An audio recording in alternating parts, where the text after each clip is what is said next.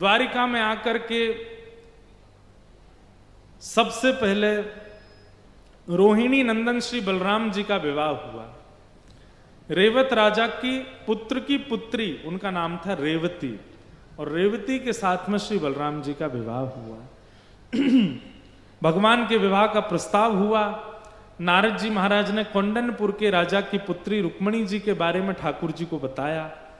भगवान बोले पहले उनको कथाएं सुनाकर के हमारे रूप का आस्वादन कराओ। नारद जी ने इतने वक्ता भेजे, इतने वक्ता, भागवत जी में वर्णन है कि कौंडनपुर में कोई वक्ता आ जाते थे तो भीष्मक राजा अपने घर में व्यास आसन लगा के उनसे कथा सुनते थे। तो नारद जी ने अनेक वक्ताओं को कह दिया कि भाई साल के हर महीना एक वक्ता जाना चाहिए, और ना तो ज्ञान की चर्चा करेंगे कथा में, ना वैराग्य की, केवल कृष्ण की चर्चा करनी है, क्योंकि रुक्मणी जी सबसे आगे बैठ के सुनती हैं कथा। रुक्मणी जी की ऐसी स्थिति हो जाए कि जहां देखें वहां कृष्ण ही दिखाई दें, तभी ब्याह होगा ठाकुर जी का। ये बड़ी अंतरंग बात बताई हमने आपको।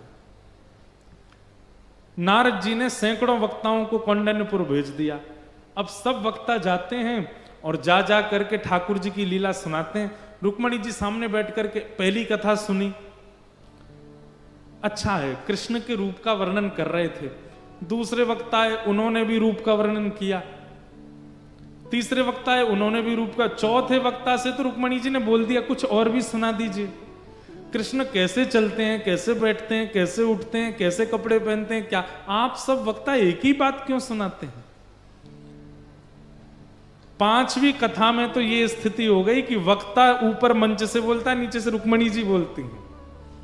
ऐसे मोरपिच धारण करते हैं, मकराकृत कुंडल पहनते हैं, वरहा पीड़म नटवर वपुः कर्णयो कर्णकारम विभ्रदवासः कनक कपिसम वैजयंतीम चमालाम रंध्रान वेणो अधर सुदया पूरयन गोपी वृंदई वृंदारण्यम स्वपदर्मणम प्राविशद गीत कीर्ति। रुक्मणी जी सुन सुन करके ऐसी हो गई कि उनको अब श्री कृष्ण ही लगते हैं। अब वो कहीं मोर को देखती है ना, तो मोर देख करके पक्षी नहीं दिखता उनको लगता ओहो श्री कृष्ण यही तो पहनते हैं मुकुट में। वो कहीं नीले समुद्र को देखते हैं, ओहो श्री कृष्ण का वर्ण ऐसा ही तो बताया गया है। जब घने आकाश को देखते हैं, श्री कृष्ण ऐसे ही तो हैं। जब किसी छोटे से बालक की नटखट लीला, अच्छा यशोदा मैया को श्री कृष्ण ऐसे ही तो, मतलब श्री रुक्मणी जी के चित्त में ऐसी स्थिति हो गई कि कृष्ण के अलावा कुछ और आता ही नहीं है। रुक्मणी जी की ऐसी स्थिति हो गई कि रुक्मणी जी बोली अब कृष्ण के अलावा मैं किसी का वर्णन नहीं कर सकती। लेकिन इनके भैया ने जबरदस्ती इनकी सगाई कर दी शिशुपाल के साथ। शिशुपाल भगवान का शत्रु। रुक्मणी जी ने भगवान को पत्र लिखा, और पत्र में क्या लिख करके कहती हैं, श्रुत्वा गुणान भुवन सुंदर शृण्वतां ते निर्विश्य कर्ण विवरै हरतोंग तापम। हे मेरे नाथ, मैंने आपको कभी देखा नहीं, केवल आपको सुना है। रूपम दृशाम दृशिमताम अखिलार्थ लाभम त्वय्यच्युता विशति चित्रम पत्रपम में।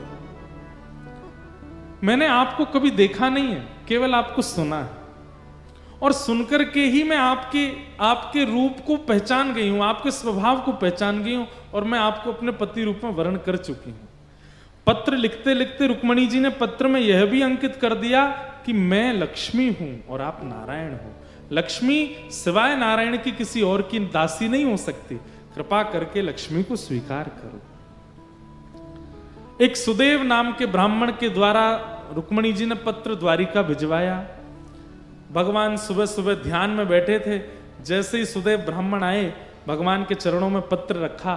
ठाकुर जी बोले क्या लाए हैं? बोले कि कौंडनपुर के राजा भीष्मक की पुत्री रुक्मणी जी का पत्र है। ठाकुर जी बोले पढ़ के सुनाओ। सुदेव ब्राह्मण बोले आपका निजी पत्र है, आप ही पढ़ लो। भगवान बोले हमारी कोई भी लीला निजी नहीं है, कथा वक्ता मंच से सब सुना देते हैं, हमारी कोई प्राइवेसी नहीं है, इसलिए बोल दो क्या लिखा है पत्र में, सुनाओ। सुदेव ब्राह्मण ने कहते हैं जैसे ही पहला श्लोक बोला, श्रुत्वा गुणान भुवन सुंदर शृण्वताम ते निर्विश्य कर्ण विवरई हरतोंग तापम। इतने में तो ठाकुर जी अपने आसन से खड़े हो गए। चलो रथ में बैठो। सुदेव ब्राह्मण बोला, भगवान पहले पूरा पत्र तो सुन लीजिए, आगे क्या लिखा है। ठाकुर जी बोले, रास्ते में सुनाते रहना। बोले, अरे जान ना पहचान, आप सीधे ब्याह करने जा रहे हो, मुझसे पूछ तो लीजिए लड़की है कैसी, उसका रूप कैसा, नाक कैसी, आंख कैसी, कान कैसे, पिताजी कैसे। भगवान बोले, देखो हमें अपनी गृहिणी में जो गुण चाहिए वो पहले श्लोक में ही लिखा है। क्या? उसको हमारी कथा से प्रीति होनी चाहिए, हमारी कथा से प्रेम यदि उसके अंदर है तो वो रूपवान भी होगी, वो गुणवान भी होगी, वो सेवावान भी होगी, उसके अंदर सारे गुण होंगे अगर कथा के प्रति रुचि है तो। और रुक्मणी ने अपने श्लोक, अपने पत्र में पहले लिख दिया, श्रुत्वा गुणान भुवन सुंदर शृण्वताम ते। इसलिए बाकी के गुण सब गौड़ हो गए हैं, सब सामान्य हो गए हैं, ये गुण सर्वोपरि है, हम उसको स्वीकार करने के लिए तैयार हैं। सोचो, इतनी सारी रुक्मणी बैठे हैं, यहां पर पुरुष भी सब रुक्मणी है, मैं भी रुक्मणी हूं, पर हमें अभी तक स्वीकार क्यों नहीं किया है? क्योंकि कथा श्रवण के प्रति वैसी रुचि बनी नहीं है जैसी रुक्मणी जी की बन गई है। श्रवणम कीर्तनम विष्णु स्मरणम पाद सेवनम अर्चनम वंदनम दास्यम सख्य आत्मनिवेदनम। नवता भक्ति में सबसे पहली भक्ति का नाम श्रवण भक्ति है। अगर किसी का श्रवण उचित नहीं है तो बाकी की भक्तियां उसकी कहीं ना कहीं अपराध करती हैं, इसलिए श्रवण भक्ति प्रधान। और भगवान रथ पर बैठ करके बिना घर में किसी को बताए सीधे पहुंच गए कौंडन्यपुर। रुक्मणी जी देवी पूजा के लिए गई थी और वहीं से ही रुक्मणी जी का अपहरण करके ठाकुर जी उनको द्वारिका ले आए। अच्छा, अपहरण ठाकुर जी ने अपने मन से नहीं किया, रुक्मणी जी ने लिखा है कि मेरा अपहरण कीजिएगा। क्यों? क्योंकि मेरी सगाई आपके शत्रु शिशुपाल से हो चुकी है और मेरे भैया अपने मित्र शिशुपाल के कारण आपको अपना शत्रु मानते हैं, इसलिए आप यदि कह के आएंगे कि हमें रुक्मणी जी से ब्याह करा दो तो हो सकता है युद्ध छिड़ जाए, इसलिए आप तो हमारा अपहरण ही करके ले जाना। ठाकुर जी अपहरण करके लाए, हरण करके ले गए। अच्छा, अपहरण और हरण ये दो बात, अपहरण होता है कि बिना उसकी इच्छा के ले जाना और हरण होता है उसकी इच्छा से ले जाना। ठाकुर जी ने हरण किया रुक्मणी जी का, लेकर के द्वारिका आए। बीच में भगवान की रुक्मी मतलब अपने साले के साथ युद्ध भी हुआ है, ऐसा वर्णन आता है।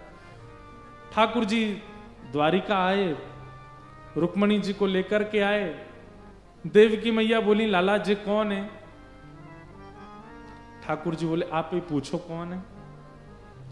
देवकी मैया बोली, लाली तुम कौन हो? तुरंत रुक्मणी जी ने चरणों में प्रणाम किया, बोले आपकी बहू हूं। हैं लाला, तेने ब्याह कर लियो? नहीं नहीं, ब्याह ना कियो, अभी छोरी लेके आए हैं, ब्याह तो आप लोग कराओगे। देवकी मैया बोली, लाला तेरा स्वभाव नहीं बदलो, हैं सब चोरी कर करके लावे को, बता बहू की चोरी कर लाए हो? ये चोरी करके कौन ब्याह करे? मैया हमने चोरी ना करी है, जाने हमते पत्र में कही कि हमारा हरण करो, या हमारे लेके आए हैं। रुक्मणी जी ने पूरा माहौल बताया, बोले कि हमने ही कहा था क्योंकि हमारे कौंडन्यपुर का माहौल अच्छा नहीं है, वहां हमारा कोई ब्याह नहीं करा था, इसलिए हमने कहा था।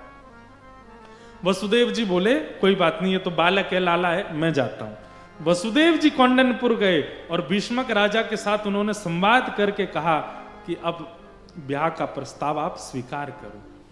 तब भीष्मक राजा बोले, मुझे तो मंजूर है, पर हमारा बेटा जिद्दी है, उसको नहीं चाहिए कि कृष्ण से ब्याह हो। वसुदेव जी बोले, अगर पिताजी राजी हैं तो बेटा क्या कर सकता है? आप राजी हैं तो व्यवस्था कीजिए, हम बारात लेके आते हैं। रुक्मणी जी वापस कौंडन्यपुर आई और फिर ठाकुर जी की बारात आई। रुक्मणी जी ने पहले ही ठाकुर जी को बता दिया था कि हमारे यहां आपको कोई पसंद नहीं करता। ठाकुर जी बोले, क्यों? बोले, सब हमको यही कहते रहते हैं, तुमने कालिया से ब्याह करना है, अरे उसके 3 जगह से कमर टेढ़ी, उससे ब्याह करना है, अरे उसके पिताजी का पता नहीं है, कोई कहता वसुदेव जी का बेटा, कोई कहता नंद बाबा का बेटा, उसकी माता जी का पता नहीं है, राजाओं के डर के मारे समुद्र के बीच में नगरी द्वारिका बना करके रहता। लोग ऐसी ऐसी बात करते हैं आपके बारे में। इसलिए आप ज्यादा उम्मीद लेकर के मत आना कि ससुराल में आपकी बहुत पूछ होगी। ठाकुर जी बोले यदि ससुराल में पूछ नहीं करवाई तो हमारा नाम भी कृष्ण नहीं। जाओ, हम आ रहे हैं बारात लेके। ठाकुर जी ने ब्रह्मा जी को बुलाया।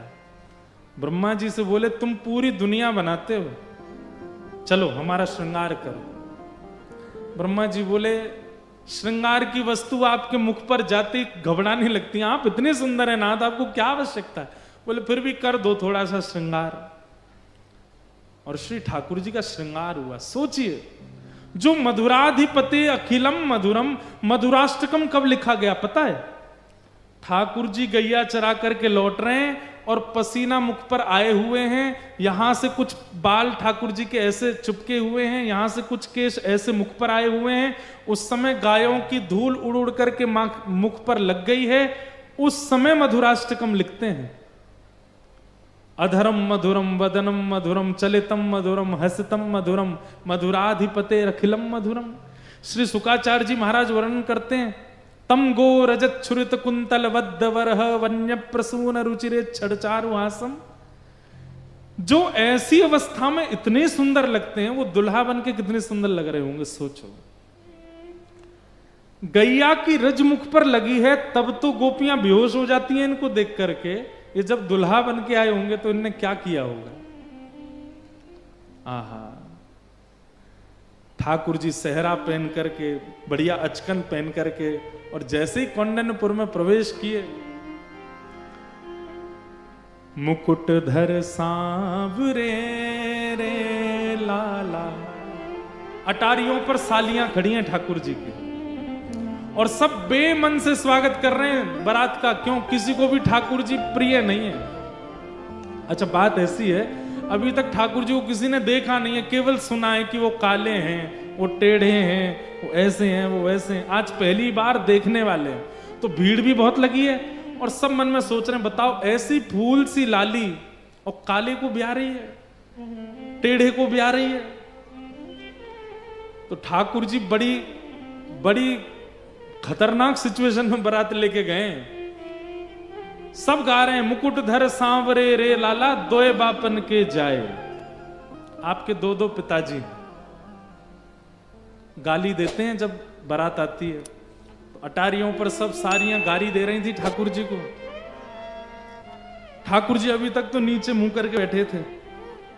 जैसे ही बिल्कुल मध्य बारात पहुंची, चारों तरफ कौंडन्यपुर की सभा है, तब ठाकुर जी ने नेक अपना मुख उठाया, और जैसे ही अपनी कटाक्ष तिरछी चितवन से जहां जहां देखते गए, वहीं वहीं सब घायल होते चले गए। और महाराज ऊपर अटारियों पर चढ़ी हुई सखियां कह रही हैं, मुकुटधर सांवरे रे लाला दोए बापन के जाए। गाली दे रही थी ठाकुर जी को। एक द्वारिका में बसे रे लाला दूजे गोकुल राय। दो दो पिताजी हैं इनके। ऐसे फिर आगे कहती हैं इनकी दो मैया हैं, इनकी दो बहन हैं, दो भुआ हैं, गाली दे रही हैं।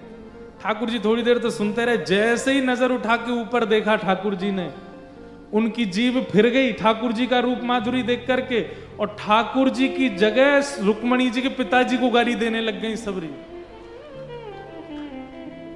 सब अस्त व्यस्त हो गया माहौल, सब बलैया लेने लगे। दूर से ही दौड़ दौड़ करके रुक्मणी जी को जाकर के कह रहे हैं, अरे रुक्मणी तेरो कैसो भाग्य, इतने सुंदर दुल्हा, कौन कहवे कारो है, कौन कहवे टेढ़ो है, कौन कहवे, अरे ये तो इतने सुंदर है। रुक्मणी तूने ज्यादा श्रृंगार करके जाइयो, नहीं तो फीकी लगेगी। रुक्मणी जी बड़ी प्रसन्न है कि चलो ठाकुर जी ने लाज बचाई हमारी। ऐसे सुंदर बन के ठाकुर जी आए, सब देखते रह गए ठाकुर जी को। भगवान ने जाकर के रुक्मणी जी से विवाह किया, देवताओं ने पुष्प वर्षण किए, और श्री रुक्मणी जी के साथ में ठाकुर जी का विवाह संपन्न हुआ। बोलो रुक्मणी रमण भगवान की।